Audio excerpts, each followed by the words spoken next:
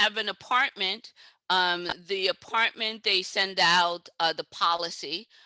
So, especially with the issue with fires in apartments and the issue in the Bronx, um, Mhm.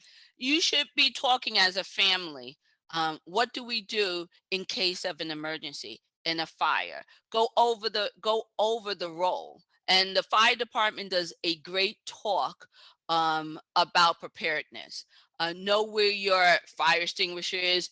Know if you have a grab bag. I know people have little grab bags that they have set that they keep water, some extra medication, some important documents that they need if they have to grab and go with copies.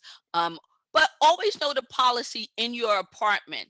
If you um, if you run to the front door, remember you don't keep that door open. You close it. If you have a fire escape, know where that is. So that everybody in the household knows those avenues where they can leave. In the house is different, especially in private homes.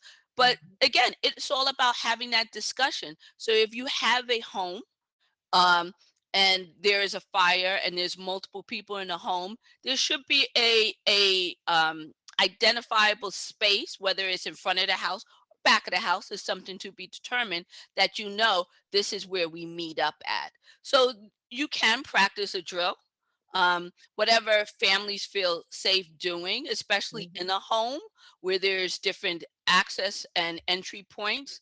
But that's something you should discuss as a family, especially in a home. What will happen? Don't come look for me. Go to the spot where Mhm. we decided that that would be the meeting point.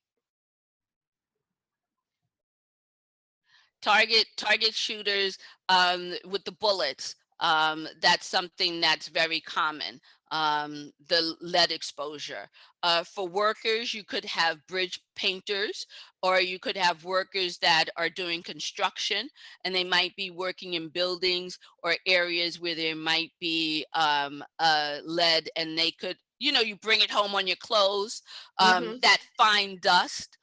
So you would bring it home on your clothes. Again, if you're target shooting, you could bring it home on your clothes, also on your hands, and it could spread like that. That's why it's really good. Sometime if you do have a partner that works in construction, to make sure they remove their clothing off at the front of the door.